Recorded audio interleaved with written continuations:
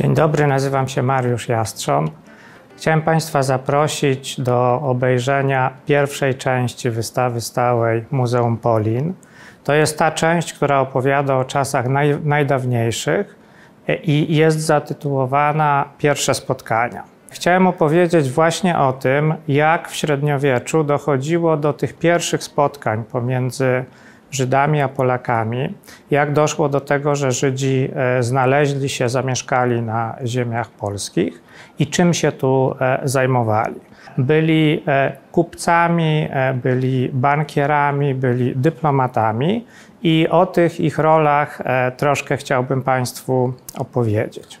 Skąd w ogóle Żydzi wzięli się w Europie? Tutaj możemy spojrzeć sobie na taką mapę pokazującą mapę Europy i trasę, którą przewędrował Ibrahim ibn Jakub. Ibrahim był Żydem mieszkającym w Kordobie na Półwyspie Iberyjskim w X wieku.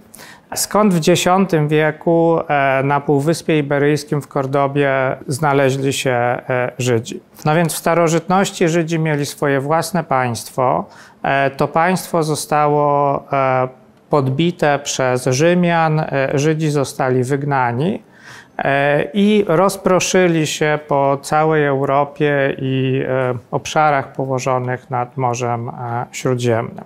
Ibrahim został wysłany przez muzułmańskiego władcę, który rządził Kordobą, z misją dyplomatyczną do cesarza niemieckiego. Przejechał całą Europę, pozostawił po sobie taki opis Europy, w którym jest fragment mówiący o państwie Mieszka I. Ibrahim pisze o kraju Mieszka I. Obfituje w żywność, mięso, miód i rolę orną. Pobierane przez niego podatki stanowią odważniki handlowe. Idą one na żołd dla jego piechurów. Ma on 3000 pancernych. Daje on tym mężom odzież, konie, broń i wszystko, czego potrzebują, a gdy jednemu z nich urodzi się dziecko, on każe mu wypłacać żołd od chwili urodzenia, czy będzie płci męskiej czy żeńskiej. Ibrahim nigdy na stałe w Polsce nie mieszkał, natomiast ta mapa pokazuje pierwsze żydowskie osady, które powstały na terenie Polski. Pokazuje też, skąd przywędrowali ci Żydzi, którzy zamieszkali w Polsce. Tą ich krainą pochodzenia była Nadrenia, obszary położone w zachodniej części Niemiec. Żydzi, którzy osiedlali się już na stałe w Polsce, osiedlali się blisko najważniejszych grodów państwa piastowskiego i dlatego tutaj twórcy wystawy stworzyli taką palisadę drewnianą, która ma przypominać, przywodzić na myśl właśnie taki średniowieczny gród. Jednym z najstarszych autentycznych eksponatów, które są u nas na wystawie, jest taka mała moneta z XIII wieku. Ona opowiada o tym, że Żydzi byli tymi, którym władcy zlecali wybijanie pieniędzy. Byli takimi technicznymi zarządcami mennic. Dlaczego właśnie Żydzi zajmowali się wybijaniem pieniędzy? Ci przybysze z zachodu Europy byli obeznani z gospodarką pieniężną. Poza tym społeczności żydowskie, które funkcjonowały w różnych miejscach w Europie, utrzymywały ze sobą kontakty. W związku z tym Żydzi byli w stanie zorganizować, pożyczyć od swoich współwyznawców srebro, które było potrzebne do wybijania monet. A dlaczego moneta taka malutka? Moneta malutka dlatego, że średniowieczni władcy, nie tylko polscy, ale władcy innych krajów europejskich również, co jakiś czas organizowali takie akcje wymiany pieniędzy. Poddani musieli przynieść do grodu te monety, które dotychczas były w obiegu, otrzymywali za to nowe, ale te nowe były zawsze mniejsze od tych poprzednich, lżejsze, zawierały mniej srebra. Władca po prostu na takiej operacji zawsze zarabiał. Trochę tego srebra pozostawało w jego skarbcu. No i oczywiście to, że Żydzi współpracowali z władcami, że często właśnie to oni byli tymi, którzy te monety wybijali, no, nie przysparzało im popularności. Prawda? Sprawiało, że pojawiały się wobec nich rozmaite uprzedzenia. Tutaj mogą Państwo zobaczyć drzwi gnieźnieńskie, które opowiadają historię życia świętego Wojciecha. Na tej kwaterze święty Wojciech to jest ten biskup z pastorałem, który napomina tutaj księcia, żeby nie pozwalał na handel niewolnikami.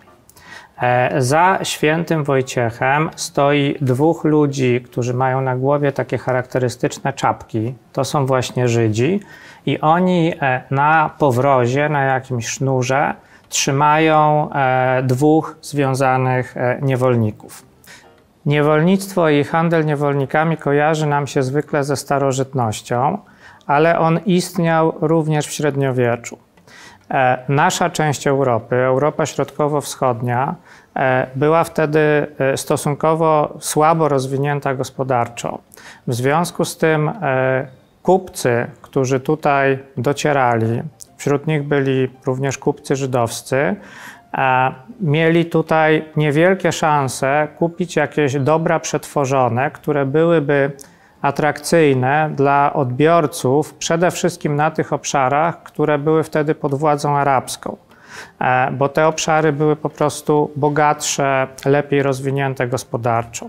Więc to, czym handlowali, co mogli tu kupić, co było dla nich atrakcyjne, no to były albo jakieś artykuły, no takie leśne powiedzmy, czyli na przykład futra, skóry zwierzęce, albo właśnie ludzie, niewolnicy. A z kolei władcy naszej części Europy, jak organizowali jakąś wyprawę wojenną, brali jeńców, no to potem często tych jeńców sprzedawali właśnie jako niewolników. To było dla nich ważne źródło dochodów. W 1264 roku Bolesław Pobożny, książę, który rządził Wielkopolską w czasach, kiedy Polska była podzielona na dzielnice, wydał dokument, który do historii przeszedł jako statut kaliski albo przywilej kaliski.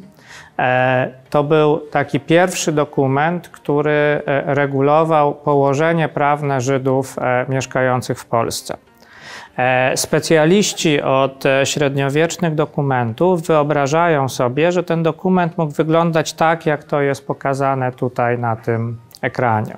W tym dokumencie było napisane, że mieszkający w Polsce Żydzi nie będą zmuszani do tego, żeby przyjmować chrzest, że mieszkając tutaj będą mogli pozostać przy swojej wierze. Dla ludzi średniowiecza ta gwarancja wolności religijnej jest tak naprawdę taką podstawową gwarancją wolności, no, osobistej wolności człowieka, mówiąc dzisiejszymi kategoriami.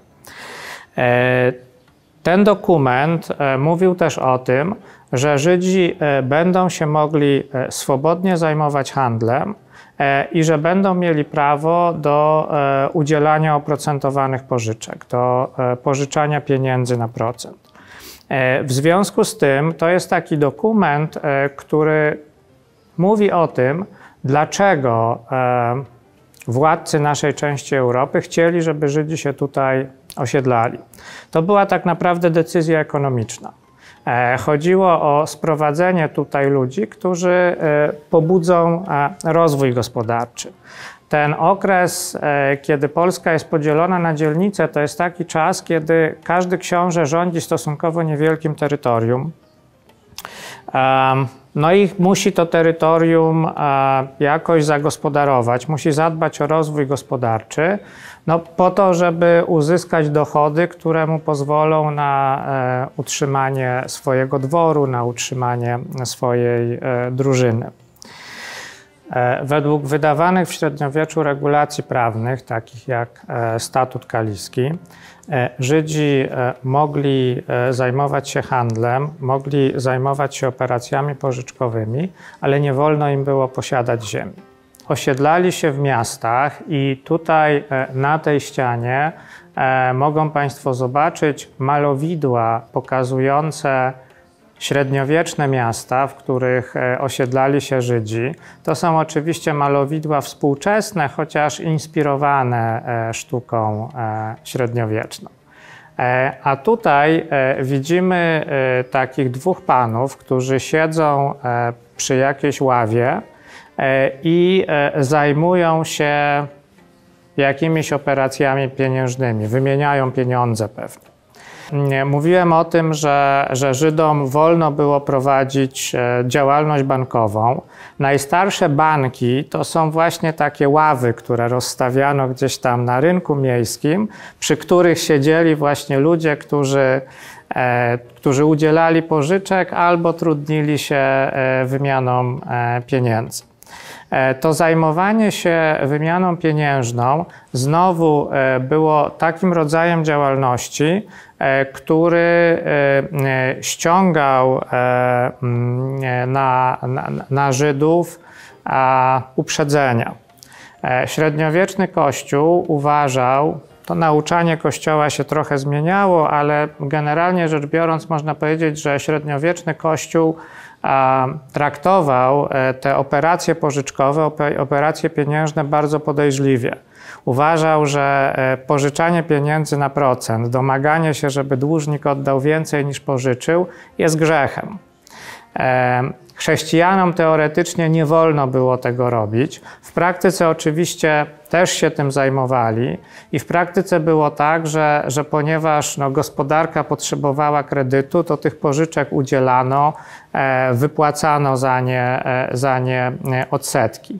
Ale w każdym razie wśród tych, którzy tymi operacjami pożyczkowymi się trudnili, byli Żydzi.